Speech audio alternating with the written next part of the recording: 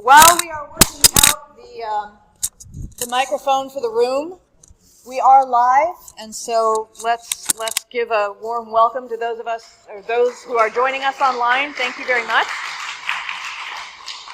And until they get this microphone up and running, I'm just going to project as best I can, but that's why I asked y'all to move up front. Here are our beautiful graduation certificates, as I said, suitable for framing. So if I could have Tammy and Mike and Lisa come up front. Now's the time to hum Pomp and Circumstance. What was the last one you were? Right? Thank you.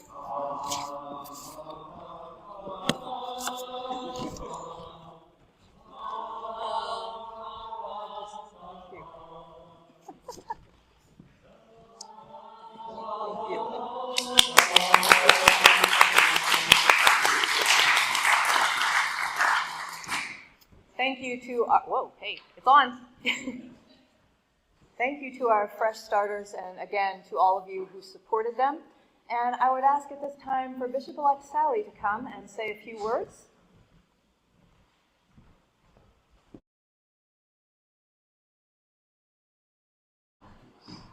It's kind of hard to follow that, but, well, good morning, everyone. What a joy and delight it is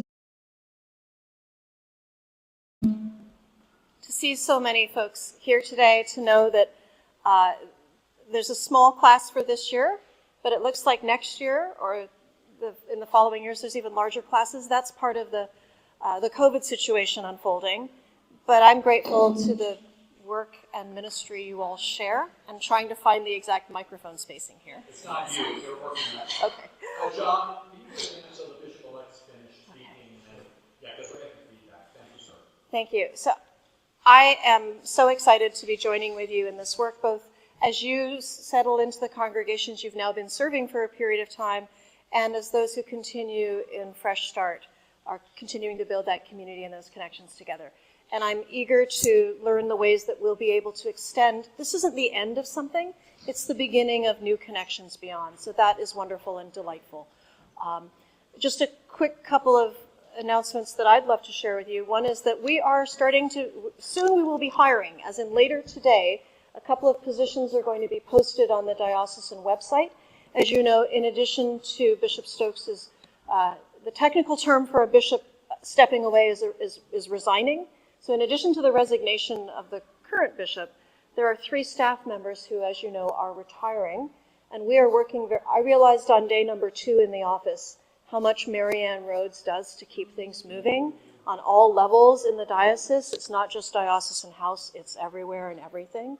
And I don't know what will happen when she steps away at the end of June, but we're really hoping to bring someone into that position, and also Ann Noddy's position, Canon Ann Noddy and Canon Marianne Rhodes, as they step away, because both of those are essential to the work we will do. And so the position descriptions will be posted later. But if you know of people in your congregations who might be interested in that work and are able to do that kind of work, we're looking for really high-level support, executive support skills, for one, and gifts for logistics and administration, and the kind of vision for that model of management and leadership. My hope and my sense is that there will be someone in one of, or in several of our congregations that might have these gifts and be willing to offer and share. And so I would encourage you to reach out to people who might be a good fit. We're really hopeful that we can bring people in quickly to take advantage of the wisdom that is already there before those folks disappear for their well-earned retirement. So I think that's probably the main housekeeping thing to share. If you have questions, please reach out and get in touch. I'd love to talk more. I know Canon Phyllis Jones would be delighted to talk with folks as well. Other than that, I'm just glad to be here. It's a topic that's really important as we gather this morning, and it's a topic that isn't going to go away, our need for clarity and ways forward to support people with mental health challenges and concerns. So I'm glad, I thank those who are preparing to present, and thanks to Susanna as well for shepherding and creating this process, and to all of you for participating in it.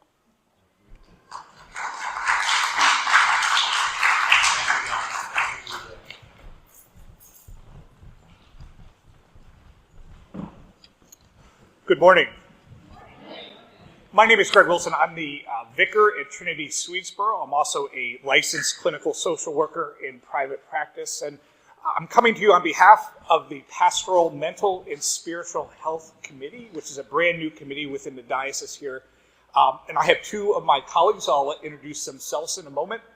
We're going to talk to you a little bit about mental health issues that you might encounter in a pastoral setting.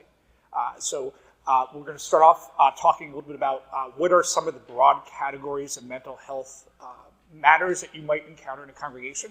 We're going to talk a little bit about boundaries, and then we're going to talk about self-care as well. This may not be new information to you, but it's good information. It's always good to get a revisiting of some of these important matters that come up on a pretty regular basis within a congregation. So let me hand it over to Ali Van Kuyken. I'll let her introduce herself and begin with the first part of our presentation. Thank you. Good morning. I'm Ali Van Kuyken. You've heard my name pronounced 3 different ways this morning. Take your pick, but I pronounce it Van Kuyken. My full name is Alexandra. In case you see my name somewhere, that's me. I have been a priest in this diocese, and at all, since 2015. And I have no formal training in psychology. Never even taken a Psych 101 class. I've had all my training in mental health and psych on the job at psych hospitals. So I did my first internship of chaplaincy at Trenton Psychiatric Hospital 11 years ago. And I love pastoral care and the CPE process so much, I just could not stop. And I continued with internships at Capitol Health here in Trenton and a residency in Trenton. And I've been working at Trenton Psychiatric Hospital as a contract employee on and off, and worked for 4 years at Ann Klein Forensic Center, which is a psychiatric forensic hospital, also here in Trenton, and 1 year at Capitol Health, and now I'm back at Trenton Psych, full-time, where I've been for about 2 years now.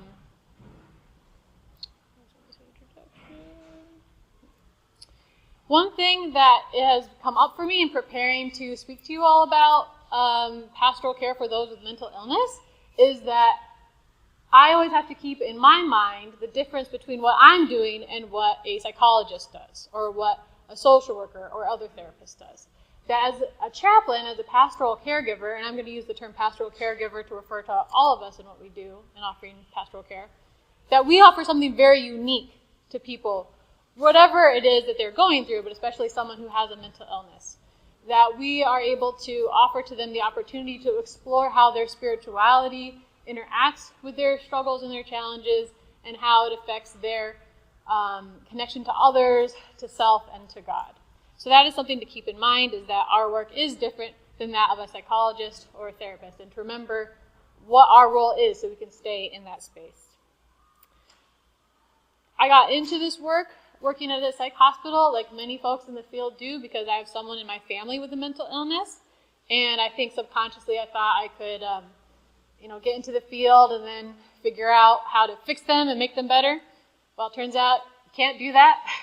But I love the field so much. I love working with people with mental illness so much that I just have stuck with it, even though I've now stopped trying to fix my loved one. I hope I've stopped. If you want to know why I do chaplaincy or why I work in this field, feel free to ask me later. I'd be happy to talk more about what I love about it. I have given a handout to you all, and I am told that it is also available for those watching on the live stream with a QR code. Is it there? QR code on the screen. And you can access that however you access QR codes. I don't really know, but I think it involves a camera on a phone. I know I'm supposed to know these things, but... All right, so we are going to start off looking at the handout that I gave you and the mental health overview. So if you have any questions of clarification, please feel free to ask at any time. And after each section, I'll pause for any other questions that you might have. And the language for this comes from the DSM. The DSM-5 is, in fact, here if you want to see this lovely book. It stands for Diagnostic and Statistical Manual, and this is what is used to diagnose people with a mental illness. It's also used for billing insurance. So if somebody has a mental health diagnosis, it's because some professional has diagnosed them through the DSM. So mood disorders are psychiatric illnesses characterized by change in mood severe enough to interfere with daily functioning. So something important to note about any major mental illness is that it interferes with daily functioning. It's something that gets in the way of somebody being able to do their day-to-day activities. So we have major depression here as a common mood disorder, characterized by prolonged episodes of sad, empty, or irritable mood, accompanied by somatic, which is bodily, and cognitive changes that significantly affect an individual's ability to function. I think some interesting things about this is that it's not just sadness. A lot of times we associate depression with sadness, but it can be feelings of emptiness or irritability. That can be part of behavioral effects. So you might encounter people with any of these diagnoses in your congregation or when you're doing ministry at other places. And I think some helpful things to keep in mind in terms of pastoral care is that it can be really meaningful for people to have their experiences validated and their emotions validated. So to be able to bring to them what I learned with my loved one also, what is helpful is a loving, caring presence and not trying to fix them, not trying to make them better about that. Or if somebody dies and it's related to an addiction or alcoholism, that can be a very complicated grief to process, and that's something that we can help someone through, and that might help them as they are trying to get through their depression. Another thing that might come up with someone with a mood disorder, they might speak about wanting to end their life, about wishing that they weren't alive anymore, and I want to encourage you all to talk to people about this if they bring it up, not to shut down that conversation. Suicide is preventable. There are many resources out there. There's the 888 hotline, which is later on in the resources I gave you. Some organizations, and I think it was the National Institute of Mental Health, that last one, which has the suicide prevention hotline number on it. So in addition to having these external resources we can go to if somebody's expressing suicidality, we can also hear them express what they're feeling. If someone is saying that they don't want to live anymore, rather than just trying to shut it down because that's a very scary topic, they've been thinking about it. If they're talking about it, they've been thinking about it. So we can be someone that they can talk to about it. Just by being open and asking some questions, you don't have to, if you're feeling out of your depth, certainly reach out to another professional, encourage the person that you're talking to call the hotline with you, or you can go with them to an appointment or call the therapist with them. But it's not going to make things worse to ask them, how long have you been feeling this way? Have you thought about this before? Do you have any plans to hurt yourself? If they say yes, what is that plan? That's a very dangerous situation if someone has a plan, especially if it's executable. If it's like, well, I think I might go get something, they don't have it yet, that's a little bit less dangerous. I mean, it's still dangerous, but it's a little less imminently dangerous. So just being open to asking these questions, to hearing what they have to say, and then staying with that person to seek help or getting help on their behalf. So I just want to encourage you that if someone brings up these feelings or feeling just a passive, what we call passive suicidality, I just don't want to be alive anymore, you're someone that someone going through this might want to talk to about this, and that you can talk to them about it. I just wanted to lift that up. I want to say a little bit more about bipolar disorder. Somebody who has this diagnosis may be very excitable. They may talk a lot, and they might need some help structuring what they're saying. And when I have patients who have this diagnosis, I try to encourage chaplain interns. It's okay to interrupt them because they may not even know where they're going with what they're saying, and it's okay, and it's actually helpful to them if we can provide a little structure. Okay, you've talked about this, and this, totally unrelated things. Which one do you want to focus on now? So that's one thing you might encounter with somebody who's especially in more of a manic phase. Are there any questions about this first section of mood disorders? Yes.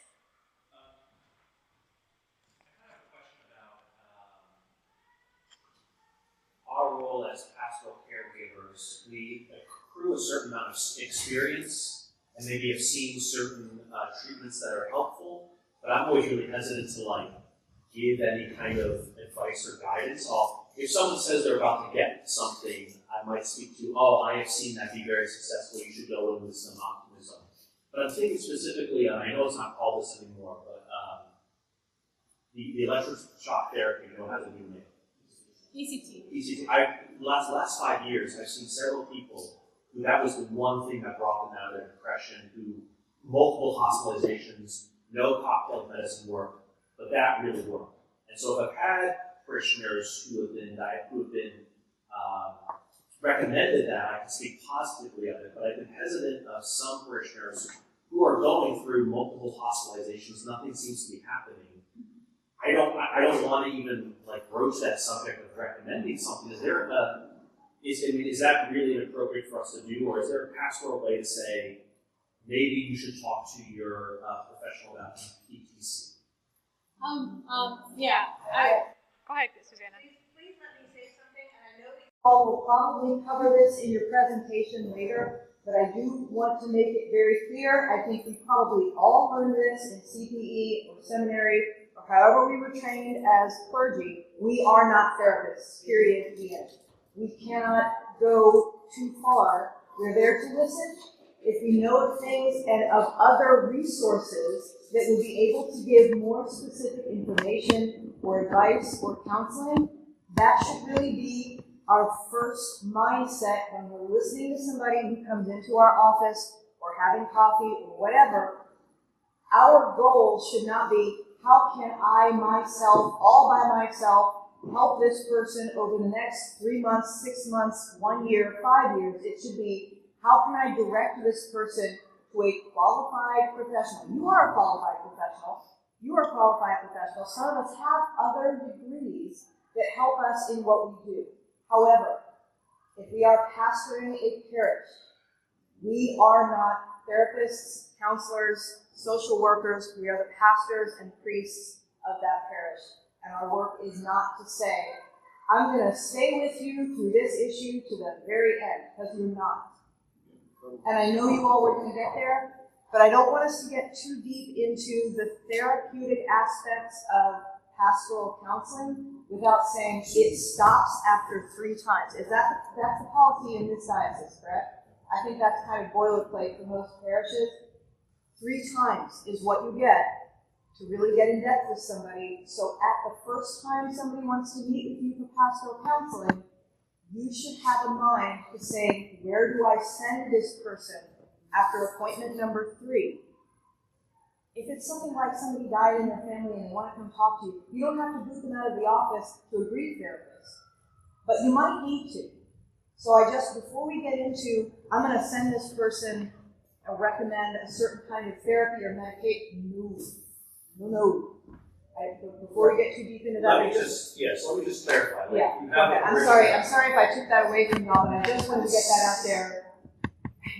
Right. So, just to clarify, you have a parishioner, you're following those guidelines, you're not being their therapist, they're in treatment, but there's been multiple hospitalizations, and you've seen a therapy that has been successful. They haven't brought it up. It's one thing to direct them towards a mental health specialist, to encourage them to engage with that. Does it cross a line to say you might want to ask them about this specific thing? Yes. I mean, I think that there is a trick here. Maybe you've already done this trick, which I use all the time because as a chaplain at the psych hospital, I'm not recommending therapies or anything. However, I can ask them, what therapies have been recommended to you? What has your doctor told you about? What have you heard other patients talking about in the hospital? And let them voice what they've heard about what they might know, help them try to explore their path because it's their life, it's their experience.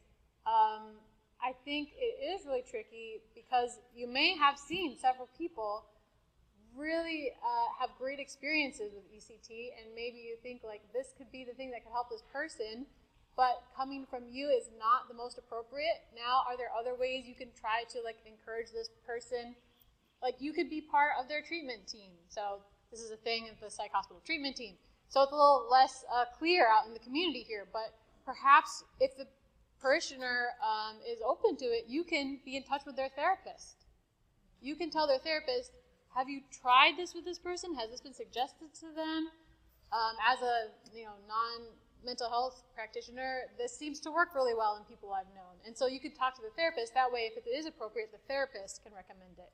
Or the psychiatrist. Even when in a hospitalization, you can go visit, if it's allowed, if the person agrees to it, you could visit them in the hospital, or you could talk on the phone to their caregivers in the hospital. The caregivers might say, I can't confirm or deny the person's here if they haven't signed consent, but they can take information you want to give them.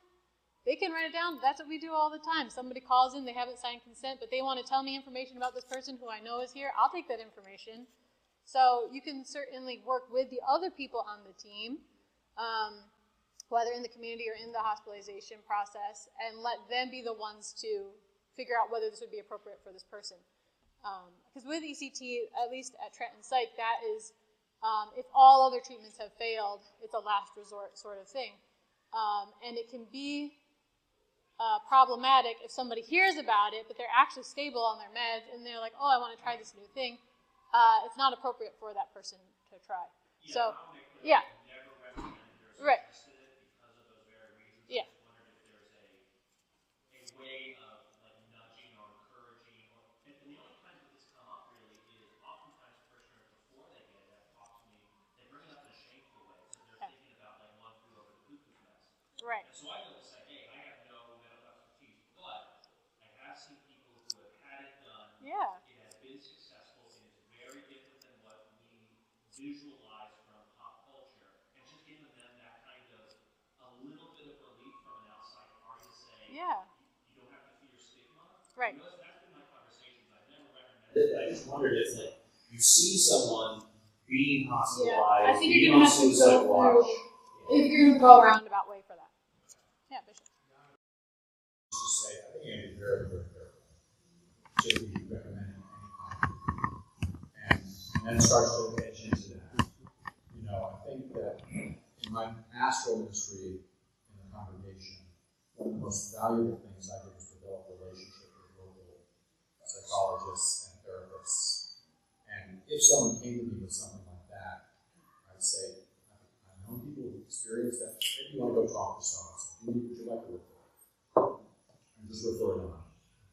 Anytime we get in the place of diagnosing or coming close to it, well, in a sense you are, because you're saying, well, it's very urgent. I think what's motivating my question is I'm wondering if because of the I agree with experiences that they have that stigma, they've already ruled it out of their mind. And I almost want to open that pastoral conversation.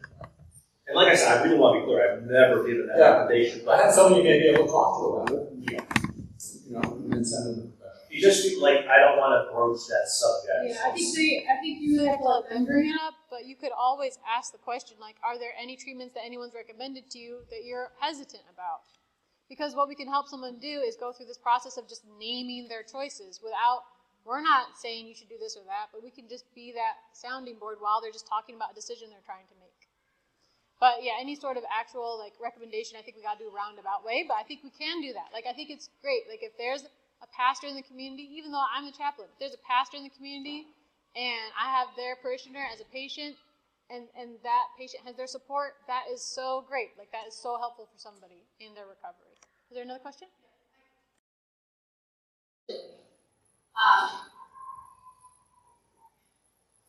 Not talking about treatment, we're talking about alternative support networks like Al-Anon, AA, those kind of organizations.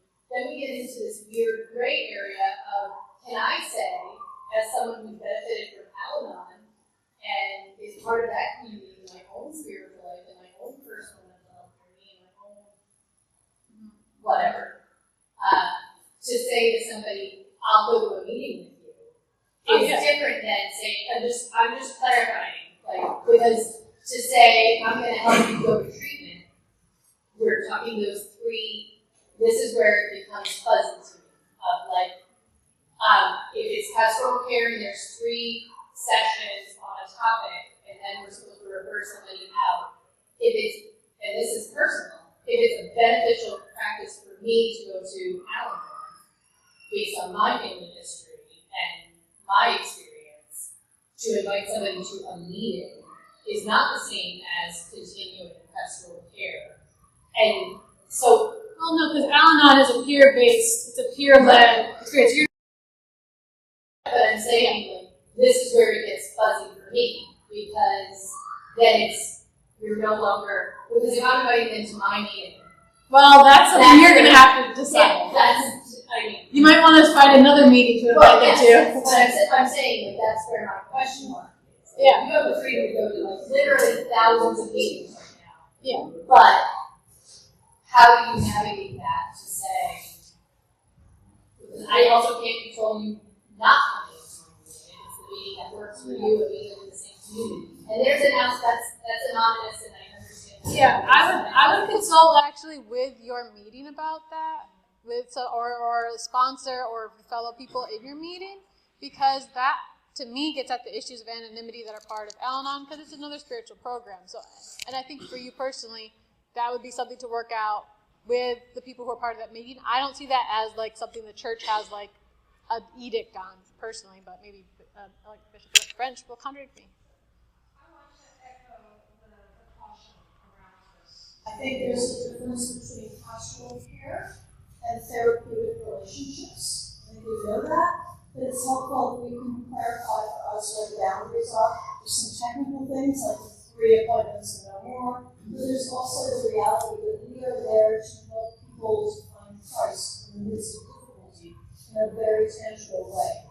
And we can do that by offering the ministry in our church. It's not our own ministry that we carry. It's the reality of the issue that has been entrusted to us. When it gets questionable, and there are times when our personal journeys become part of what we can offer, and I give them a strength for the work we're doing. But when it comes into a place where the boundaries are unclear, that's a great opportunity to bring it into conversation with a mentor or a senior clergy person who can speak with you through that and help you to figure out the best way forward for yourself, for the person you're caring for, and for your congregation. I think, again, just to echo what both Bishop Stokes and Bishop French said, I mean, the thing about it is, for me, again, the caution is we're here to encourage, support, as Bishop French said, point to Christ, but at the same time, there is that thin line that, again, where we have also to consider next of kin or family members, and that sort of thing as far as the pastoral care, where for us, we have to also be careful of where we step. Because whether we like it, realize it, however we want to frame it or not, our words carry weight to people in their times of need. And so we have to even be careful of to, quote unquote, leading questions and leading suggestions, because again, one, has been stated, we're not counselors, we're not, unless we're trained in whatever else, and even then we're supposed to, in a sense, be in a different capacity. And so the idea of, again, 3 and done, if we have to find ourselves getting to number 3 is the understanding of the person, to me, the understanding to say to the person who will be coming back, when we get to the 3rd meeting, or next time, I'm going to suggest that these agencies, people, whatever, because again, we don't want to get dependent, and even if we know as difficult and as hard-wrenching as it may be sometimes for us on the pastoral level to kind of take our hands off, there comes a time when we have to realize for ourselves it's time for me to take our hands off. It's time for me to kind of sit and say, I suggest that this is the route, and allow, again, formulate a list of agencies that we may be able to say, hey, I think this is helpful, maybe help you, and be able to admit to them, I don't think that there's anything else that I can offer. Yeah, I'm going to be a little contrarian here, because I think that sometimes it can feel like we're being told, no, 3 and done, you can't talk to them ever again after that. Well, I mean, they're your parishioner, right? They're coming to your church. There's a lot we can do as priests. The sermons we preach can be very informed by what our people are going through. I mean, they should be very informed by what our congregation is going through. In those short interactions during coffee hour, the ones that aren't the formal sit-down sessions, we can still support someone. So I just wanted to balance out, because it is an important message, but it's also, I think, makes people think like, oh, like I'm limited. But actually, there's a lot of freedom in everything else you are allowed to do, and what I would hope that you would do. Just the way, like the short interactions, what I do on my units of like rounding, like the 5-minute, 10-minute conversations, the short ones, not the hour-long sessions. So just to balance out, like if you're feeling stifled, like, oh, I can't help people. You can help people. We're just saying with all of this, like there's a limit to those formal sit-down sessions, but like, they're your parishioners, so you can have an influence on them. Yeah, one more question, and then I'm moving on just for the sake of time, and then we'll have more questions later. I just want to say, I found coaching to be very helpful in pastoral care because you're not the expert, you're not the mentor, you're asking open-ended questions, and you're walking alongside. And I've had parishioners, so I've done the baptism level coaching as well as advanced coaching training, and I've had parishioners who really just needed, like they were processing what they were going through, and they needed somebody outside like the immediate family system who wasn't going to join them or the other family member involved.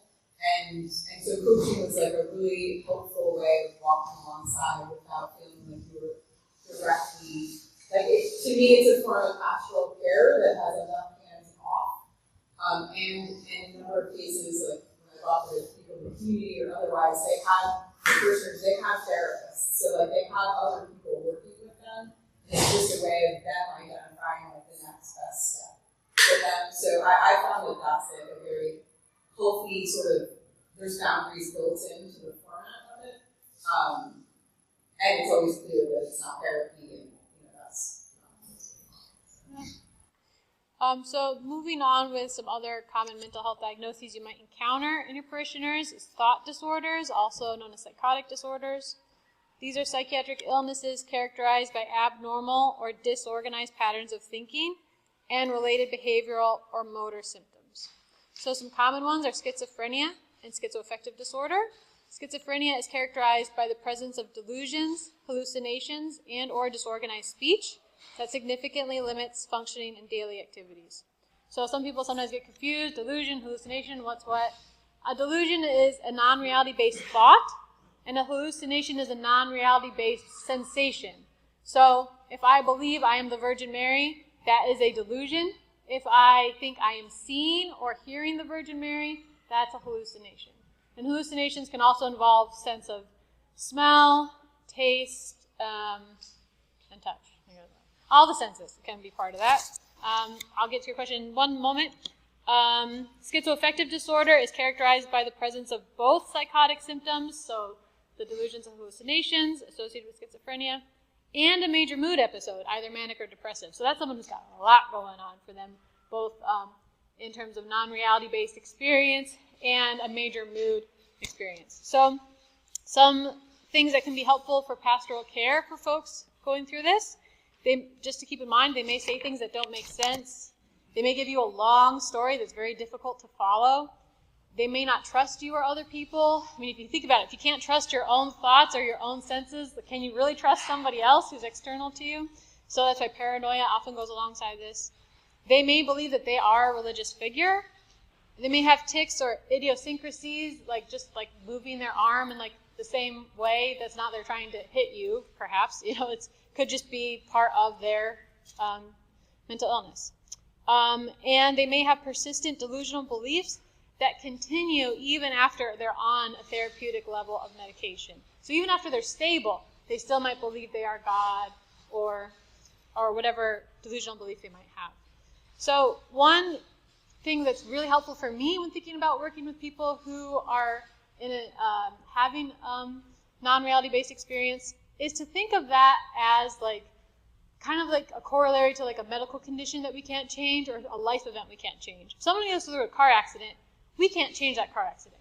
If somebody's having a non-reality-based experience, we can't change that non-reality-based experience. But we can help them talk about what is it like that you went through that car accident. How is it for you to live with these thoughts, with hearing that voice? What is the emotion that they're dealing with in the moment? And trying to help support someone with what they're going through right now. Because that is something that is very reality-based that we can work with. Emotions are always reality. It's always a reality. There's no hallucinated emotions. They're all real. So we can work with any emotions. We can work with how this fits in with their spirituality, or just their life experience. If someone thinks they're Jesus, then they might experience that other people don't believe them, that other people ridicule them, that it's like a secret, or like that they may feel like they have a secret mission from God. So we can just talk to them about what that experience is like for them. So those are some general tips I have about thought disorders. There was another question? Oh, I wanted to differentiate. I see a lot of folks with PTSD who dissociate, and there can be oftentimes overlap and confusion around like hallucinations versus dissociation. And so just something that might be helpful in differentiating those two is like if someone's hearing voices internally to them, that oftentimes is a dissociative state. If it's an external voice, that's hallucination. That's a really interesting distinction. I've actually never heard that before. So thank you. The personality disorders on this first page, but then I'm going to ask Greg to come up and talk about this from a uniquely purish pastoral perspective. This is valuable information and we need this, but I also want to make sure we have time to cover what this might look like in a parish setting, because I'm not equipped to work the way that Allie works. I'm so grateful that she does what she does. I hope I see milder or fewer forms of this in the parish, but I want to know how to deal with it when it happens. So can we finish up the personality disorders on the first page, and then I'll ask Greg to come up and talk about this from a parish perspective, if that's all right with everybody. Yeah, so I'm hoping that what I'm saying does have resonance for you. I'm not trying to give you, like, this is how to be a psych chaplain. Like, I know you're all priests. I'm trying to help you in your parish setting. Okay, we'll go get So personality disorders are psychiatric illnesses characterized by pervasive patterns of thought and behavior that deviate from cultural norms and cause significant distress or impairment. So important part here is noting that cultural norms are part of it. This is not a brain condition that we can treat with medication. Personality disorders, it has to do with what's normative in a culture. So there may be a culture in which something is very normative, and yet in other cultures it's a problem. It's problematic. So I think amongst certain business executives and CEOs, there's certain normative behaviors that the rest of us think are terrible and disgusting. But we'll get to that. So antisocial personality disorder is characterized by a pattern of disregard for and violation of the rights of others. This is not when you're feeling like you don't want to go be around people because you want alone time. That's asocial. Colloquially, we say, I'm feeling antisocial. I don't want to go to the party. Well, unless you want to go rob a bank, you're not feeling antisocial. You're just feeling asocial. So antisocial is against society, where you don't care if what you're going to do is going to harm someone else. You just want to do it, and that's what you're going to do. So a lot of people who have legal issues might have antisocial personality disorder. Borderline personality disorder is characterized by a pattern of instability in interpersonal relationships, self-image, and affect, which is emotional expression, as well as marked impulsivity. So someone with borderline personality disorder will have a lot of difficulty with their emotion regulation. So if you are into sports or go to a party and there's a lot of excitement and you're part of the excitement and you're cheering, and then the moment ends and you calm down and you just chat with your friend, that's you regulating your emotions. You were just really excited and then you calmed down. This is something that most people learn how to do. It's a skill that you learn how to do as you're growing up. But some people, because of an abusive environment or because of trauma they've experienced or some sort of invalidating environment growing up, they don't learn these skills because they were trying to survive. Perhaps what they learned to do to control their emotions was something that we would see as very problematic. They hurt themselves, or they escalate in some way and destroy things. But for some reason, that calms them down. Well, that's not very skillful. It might sort of work in a way, but there are better skills out there. And so there's actually treatment for borderline personality disorder that's been studied and shown to be very helpful, which is called dialectical behavioral therapy, or DBT. That's something that we offer at Trenton Psych, and I've been able to do some training in that at the psych hospital and do some work in that. And I think it's great and it has a lot of resonance with pastoral care, actually, and just generally good approaches to have with people, which is to validate them in their experience. Even if some aspects of what they're talking about you wouldn't want to validate, like hurting themselves or punching someone, you can validate that they were feeling very upset and frustrated and didn't know how to deal with it. We can validate that. Then we can say, and punching that person was not effective. Or, and hurting yourself was not a long-term solution. So, in dialectical behavioral therapy, there's all these dialectics, and one is between validation of the person and change. So we validate them, like that unconditional positive regard. You are wonderful. You are a good person. Like what you're going through is something that is really relatable as an individual. Your experience makes sense. The distress you're going through makes sense, and you need to change, and you need new skills and new ways to act and behave in the world. So that's my little DBT spiel, because I think it's great, and I think there are principles of DBT that anybody can incorporate. Like just validating somebody's experience is good pastoral care. But someone with borderline personality disorder may be very confusing to relate to, because one minute you're their best friend, and the next minute they hate your guts. And it's like, what did I do wrong? Well, you didn't do anything. This is part of their dysregulation and their instability in interpersonal relationships. And lastly, narcissistic personality disorder, characterized by a pattern of grandiosity, need for admiration, and lack of empathy. So one thing with narcissistic personality disorder is we might think, oh, that person's so full of themselves, they think they're hot stuff. Actually, they don't think that about themselves. They probably think they're garbage, which is why they need everybody else to constantly tell them that they're great and wonderful. There's that need for admiration from the external, because it's never filling that void of a total lack of self-esteem.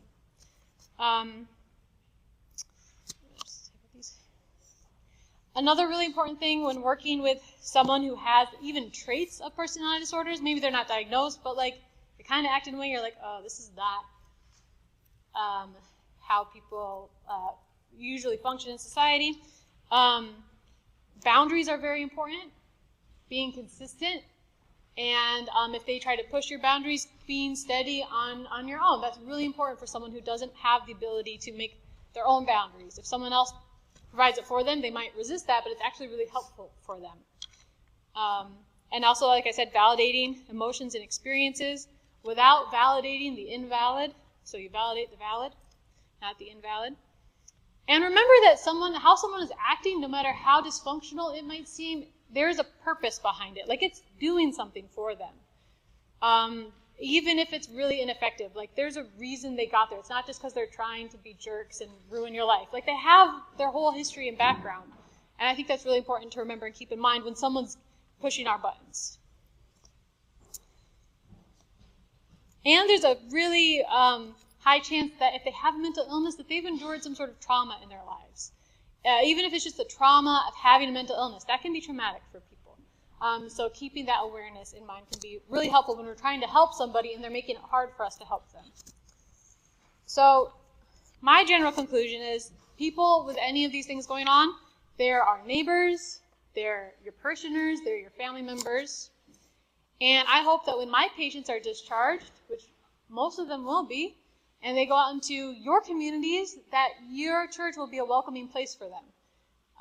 That they will find a community that will welcome them and include them and try to love and understand them, even if they're going through a very difficult time that can kind of leak out and cause a little bit of chaos. I'm hoping that I'm giving you some tools and hopefully some of these resources that you can look into later to increase your ability to have a loving community that includes these people.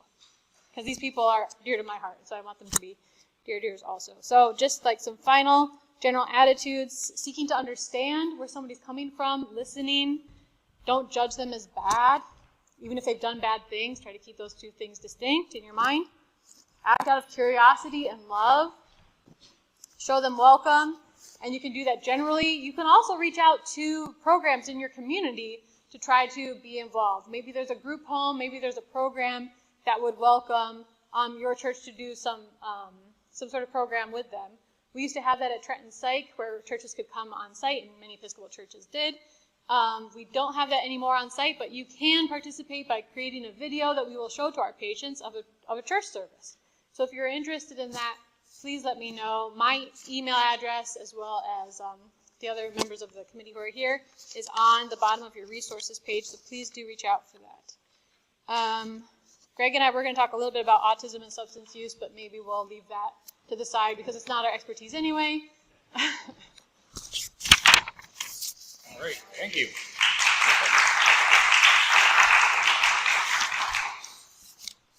So thank you for presenting that, Allie.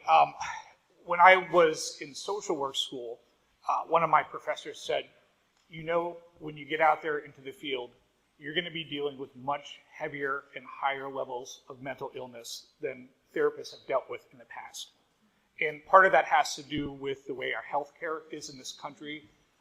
It had to do at the time, and still it has to do with the way the economy is in our country as well. And I think perhaps the sort of summation of all of this as clergy is that in our parishes, I think I can imagine if it's like the parishes I've served in, you're also seeing much higher levels of mental illness in our society, especially having come through a pandemic.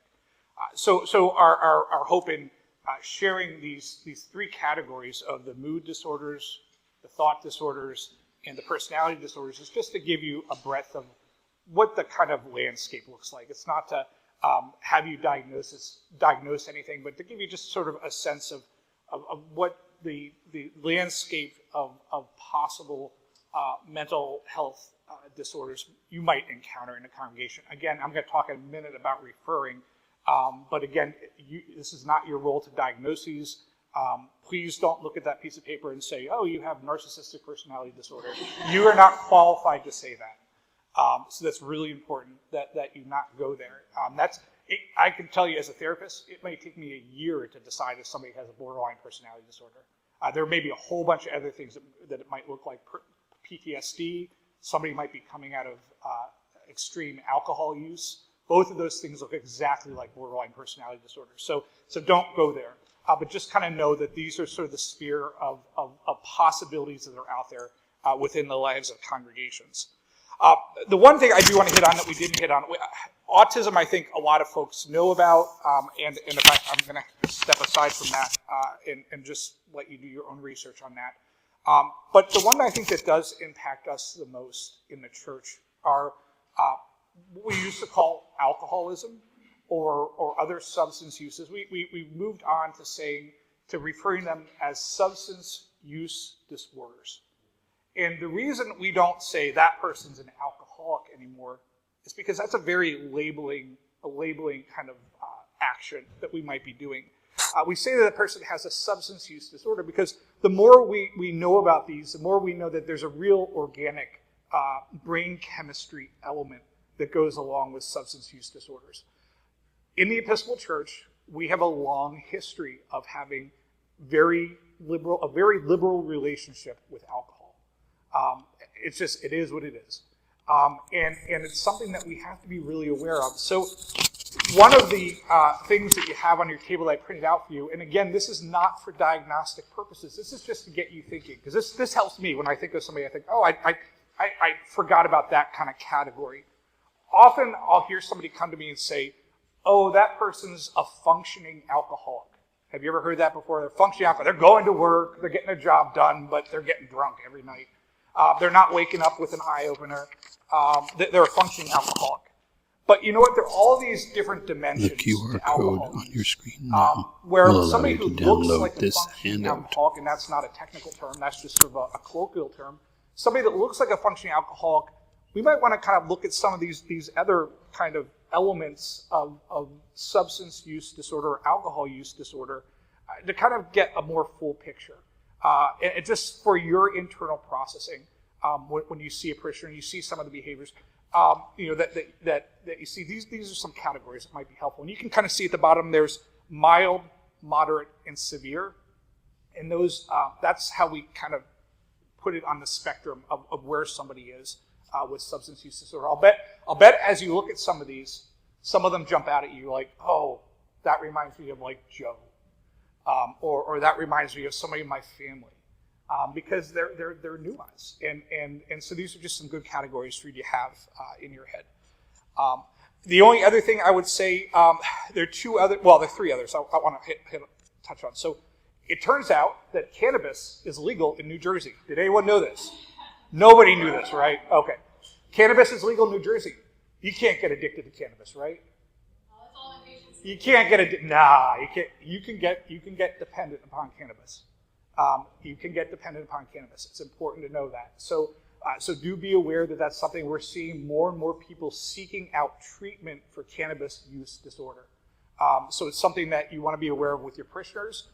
It's something you want to be aware of if you choose to use yourself. Whatever, that's just something that folks don't always know. The other two that you're probably likely to encounter that are really above your pay grade and you really need to immediately refer out to, opiates for sure. I think we all know about the opiate crisis. But the other one that is a real kind of slippery one is the benzodiazepines. So you're looking at your Ativan or your Xanax. These are medications that doctors will prescribe to sort of calm folks down. I think of the benzos as like pill alcohol because they work in the same pathways as alcohol does. And they are much harder to get off of than even alcohol. They really require a very, very specialized treatment. So just be aware that if you have somebody who's talking about I took my Ativan again, or Xanax is the big one that's really dependent causing, that they're going to probably be looking at something that's a little bit more serious in their treatment. That's something just to be aware of. All right, I do want to circle back around to the referral piece. And I just had sort of one thought to kind of wrap up, and I'm going to invite Alan up in a second to talk about self-care. But in the social work world, we have a code of ethics. I always thought the church should have a code of ethics for clergy, but and maybe that's something somebody wants to work on. But in the National Association of Social Workers has a code of ethics. And the one that I think, the point that comes up, I think, more than just about any ethical point in the practice of social work is the term avoid dual relationships. Avoid dual relationships. It's really important. Would you use your parishioner to be your financial advisor? Would you use your parishioner to be your car salesman? That's a dual relationship. I think from a pastoral standpoint, even beyond mental health, I think that's something that we really need to be aware of, dual relationships. But the reason it is really important with regards to mental health is when I see a client in therapy, that is a very boundaried setting. They don't know if I have children, unless I choose to share that. They don't know where I live. They don't know if they text me after hours, I'm going to say, let's talk about that at the next session. I'm not going to text them back. They don't have any kind of connection to my employment, like what if they're on the vestry, for example. And so it not only puts you at risk, so certainly to have this a relationship where you're kind of walking along with somebody through their treatment, it also puts them at risk because the boundary is important to the therapeutic process. For folks to do the work between the sessions, sometimes I confront clients, and that ticks them off. That's not something that you maybe are able to do in your ministry setting. So really the role is to really think about, am I getting into a dual relationship here with regards to helping somebody through their crisis or whatever it is that you might want to think about instead referring them for. It's something that really just keep in mind there. And then finally, I want to wrap up this question and just sort of sum all of this up. One of the things that we know about humans is that we are wired to connect. When you connect, when I smile at Susanna, she smiles back, right? Because why did you smile back? Because that's right. We're wired to, and brain chemistry goes as far as we are wired to connect. Connecting with other people is what makes us healthy. And that is something that we can offer in the church in an appropriately boundaried way. So when that person comes and says, I'm going through this big thing, we can listen. And that is helpful. And the connection with the community is really helpful. One of the first things I ask somebody who comes in and says they're depressed is, well, tell me about like your friends or your family. And more often than not, that person will say, well, I've got a bad relationship with my family. I don't really have any friends. And so that's part of the process of helping them to get out of that mood or that stuckness is helping them to connect with other folks. So just keep that in mind. That's really where you can be the hands of Christ. That's what Jesus did. He reconnected those who were left out of community. And that is your pastoral role with regards to mental health. I'm going to hand it over to Alan. He's going to talk a little bit about self-care.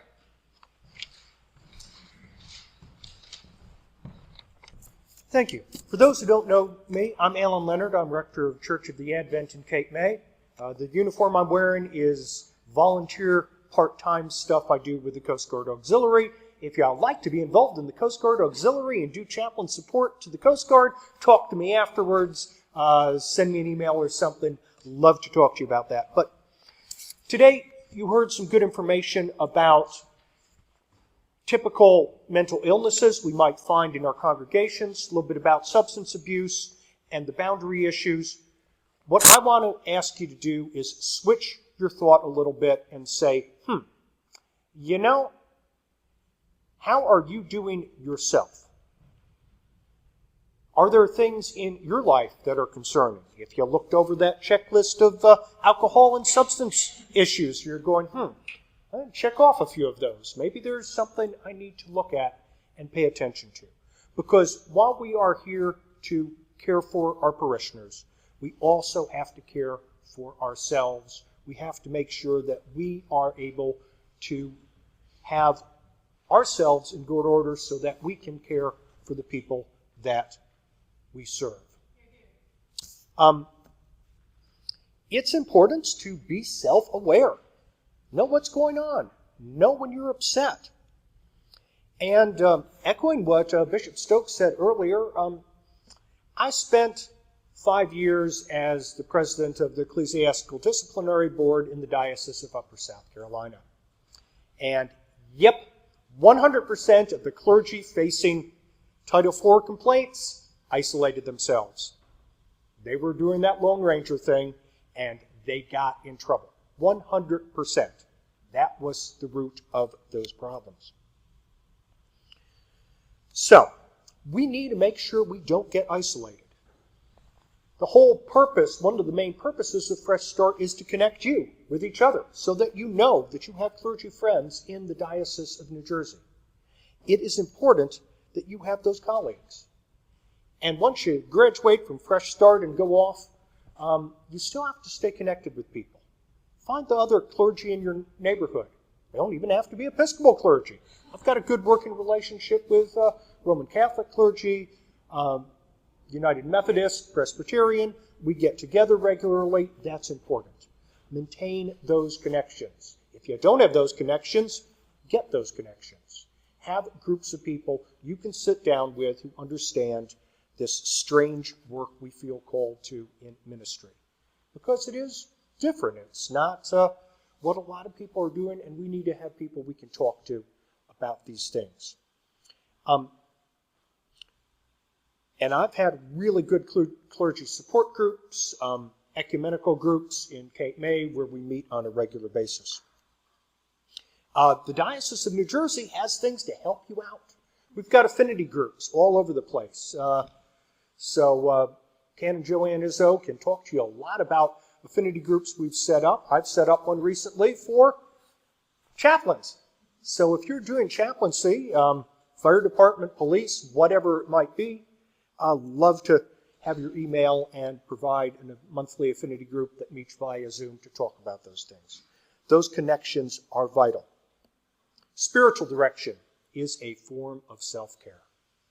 I have just started with a new spiritual director. That's important. It's a place where I can talk to someone, I can work on my own spiritual growth. Because if I'm spiritually tapped out, I am no use to my congregation. I am not able to help them. So that's important. The diocese has clergy coaching and mentoring programs. Look into those. Especially if you're new in ministry, look into having a mentor or a coach. If you've been doing this for a while, look into becoming a mentor or a coach. Those things are other ways we connect. Now, how many of you are a member of the Church Medical Trust for your health care? How many of you've got that card here? Pretty much all of you, right? You know, if you take your card out of your wallet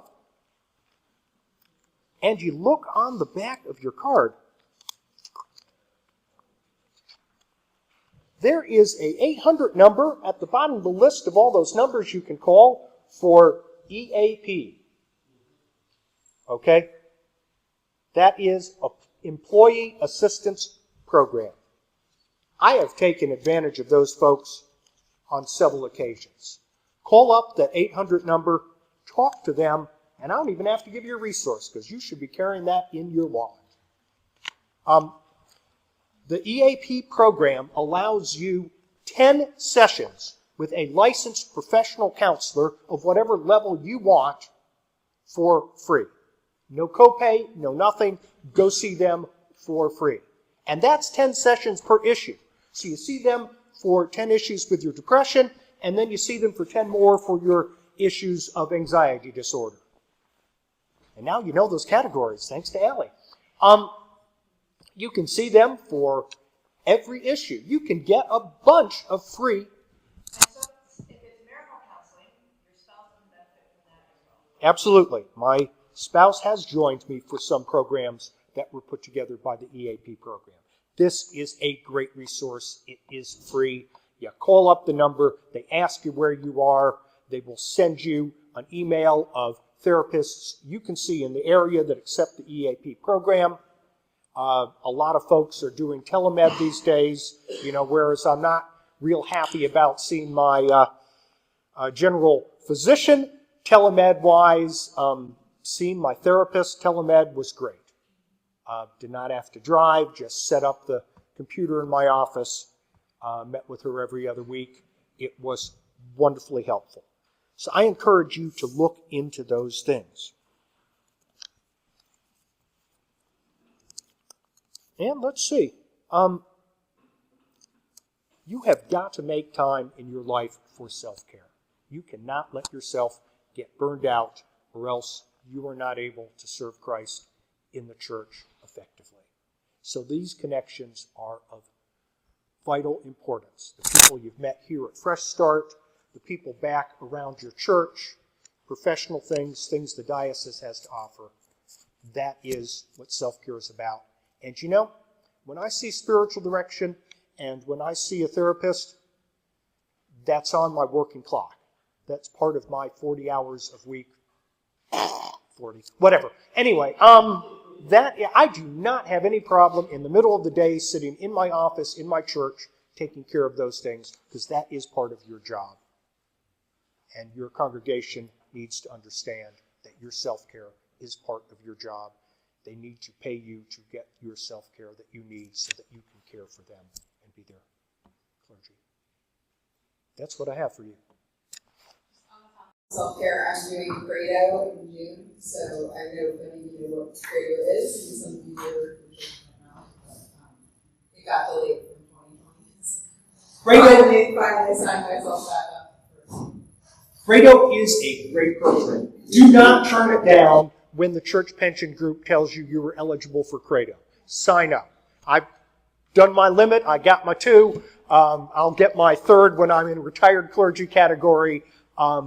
But Credo is a great program. It's about self-care. Program 1 helps you in one way. The second program has a different curriculum and emphasis. So don't say, oh, I went to that. Say, I have another opportunity, and they'll talk about different things at number 2. So Credo is great self-care. Our pension group is wonderful in taking care of our clergy. Yes, Greg? I actually the emotional health faculty for Credo in the Presbyterian. And so it's really, this is how people come in and see them higher more now. By the end of the faculty, and a new, viewpoint on health. And it's just really powerful. But I also will say about the EAPs, we have a better EAP because they own this. We do much better. So I just want to leave you really with have those connections with other clergy, mentors, coaches, spiritual directors. And one of the most important things those relationships will do is if you're starting to go down a bad path, if you've got a good relationship, one of your brother or sister clergy can say, you know, Alan, it sounds like you're trying to do therapy with this parishioner you've now met with 8 times, and you need to go refer them because that's not good. You know, that's not really the way we're supposed to spend money out of discretionary. There are all sorts of things that people can give you advice on that will keep you out of trouble in the Episcopal Church if you've got a good relationship with another colleague who understands where you're coming from. So foster those relationships, build those relationships, find those relationships, and maintain them throughout your ministry.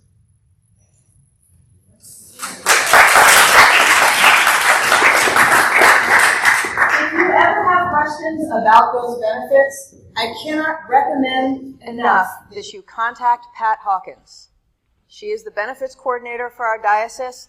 I swear to God, I have emailed her, and as I hit send, the response is coming back to my inbox. I can't promise you that she will always do that, but she is extraordinarily responsive and the most knowledgeable person and the best, most helpful person to untangle that little card that Alan is talking about in your wallet. If you have questions about what can I do, what can my spouse do, what can my children do, she is the one to ask, and in many cases, she'll have the information right in front of her and she'll say, oh, you just call this number, or I'll actually ask for you. She's very good about that. So if you have questions about the self-care piece and how that meshes with church pension group and the church medical fund, and you're still not quite sure where to go, please ask Pat because she will be delighted to help you. If she's not delighted, she sure seems like it, which is just as good. A huge thank you to Allie and to Greg and to Alan for being part of today's group. I can't think of a better note to end this Fresh Start semester group year than hearing about not only how we help other people and how to recognize these things in other people that we serve, but also how to recognize it in ourselves. And I do want to emphasize the fact that we are peers here. We are equals here. Absolutely. There is no reason why you can't email me or call me or each other or any of the other mentors or Canon Izzo, who is also a wonderful resource for our clergy. She helps to care for us. I know that Rob Drosty is also always happy to talk to you about how to get involved in clergy triads or clergy coaching, if that's something that you feel would be important for your self-care and your mental health. I've never heard of or experienced a diocese that is so focused on caring for their clergy.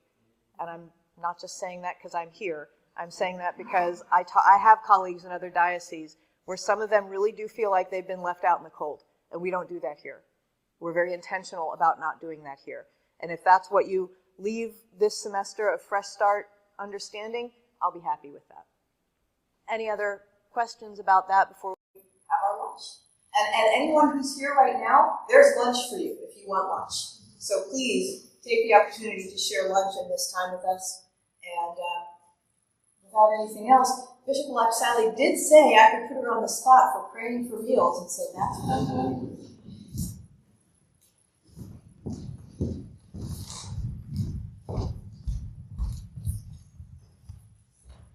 I'm even willing to raise the microphone again. The Lord be with you. Also with you. Let us pray. Gracious and loving God, we give you great thanks for this opportunity to gather together today, for all those who have participated in sharing and connecting and building this community in this place. We give you thanks for the ministries you call each one of us to, and we thank you especially for the food that has been prepared for us. May it nourish our hearts, our minds, and our bodies, that we may go forth in Christ's service. In his name we pray. Amen.